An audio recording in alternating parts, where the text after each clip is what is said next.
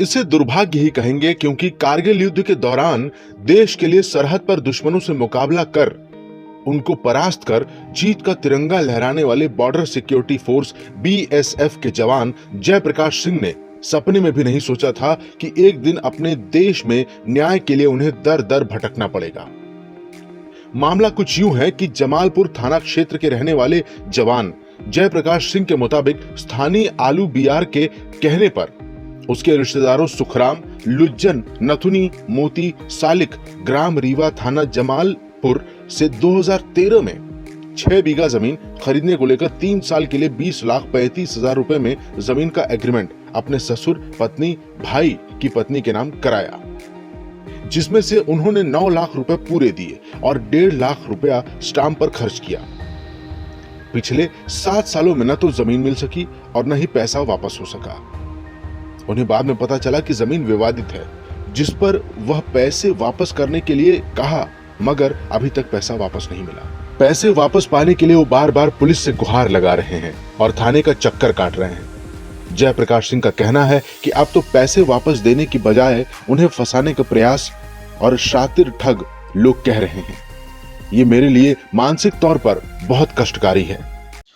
2013 में हमारा जमीन का एग्रीमेंट हुआ था हमारी पत्नी के नाम से, हमारे भाई के पत्नी के नाम से, हमारे ससुर के नाम से और एक और रिश्तेदार के नाम से, जिसमें आलू बिया जो हमारे गांव का था वो लेकर अपने रिश्तेदारों को आया था। बोला इन लोगों को ज़मीन की ज़रूरत है, अपना बेचना चाहते हैं, आप लेना है तो ले लीजिए, ज़मीन में कोई लफड़ा नहीं है, मैं पूरा इसका मध्यस्थता कर रहा हूँ। हमने ज़मीन का एग्रीमेंट कराया, 9 लाख रुपया नकद दिया, 1.5 लाख रुपया का स्टैम्प पेपर लगा। एग्रीमेंट 3 साल का हुआ था, लेकिन 1 साल बाद ही हमें पता लगा कि ज़मीन विवादित है। जब हमने उक्त पार्टी से पूछा कि भैया ज़मीन विवादित है, हमें फ्रेश ज़मीन दो या हमारा पैसा लौटाओ, तो हमें टरकाते रहे। 2015-16 में हमने नोटिस दिया अपने वकील के माध्यम से, उस नोटिस को इग्नोर कर दिए। थक हार कर मैं फिर पुलिस के पास गया, ऑफलाइन एप्लीकेशन दिया, ऑनलाइन एप्लीकेशन दिया, IGRS के माध्यम से दिया।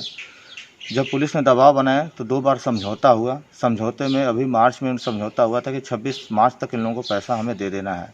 इसके 26 मार्च बीत गए, लोग पैसा नहीं दिए।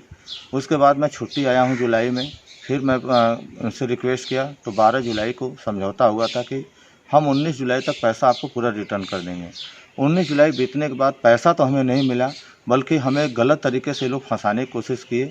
आलू बिया चूँकि एक सरगना के रूप में इनका काम कर रहा है और हमें ही पुलिस के माध्यम से परेशान करने का बार बार कोशिश कर रहा है।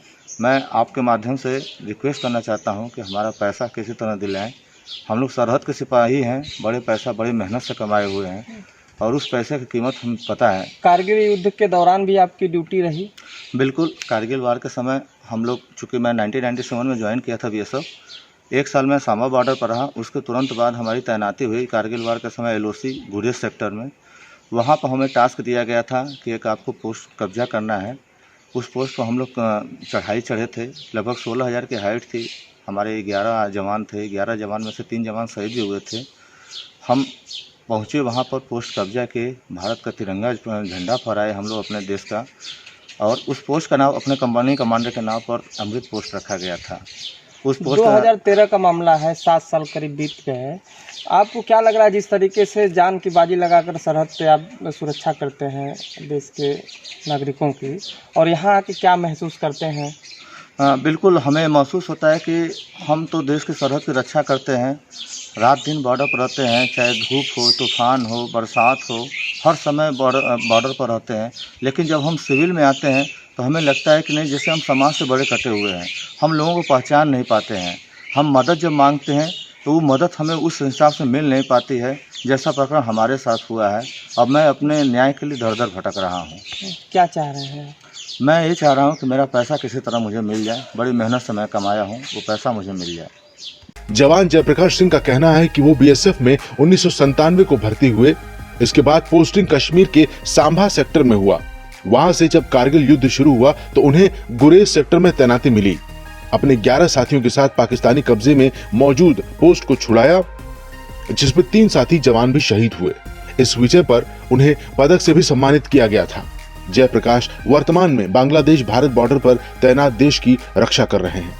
आज कारगिल विजय दिवस के मौके पर एक वॉर हीरो यानी युद्धवीर अगर सिस्टम की सड़ांध की वजह से अपनी मेहनत और मूलधन की वापसी के लिए 7 साल से इंतजार कर रहा है, अब ये देश की जिम्मेदारी है कि ऐसे वॉर हीरोज को इस तरह के सिस्टम से कैसे छुटकारा दिलाते हैं।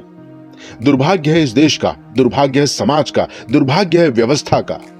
कारगिल विजय दिवस पर इस दुर्भाग्य से पीछा छुड़ाना बहुत जरूरी है। ऐसे ही और भी खबरों के लिए हमारे YouTube चैनल को सब्सक्राइब करें और बेल आइकन को जरूर दबाएं।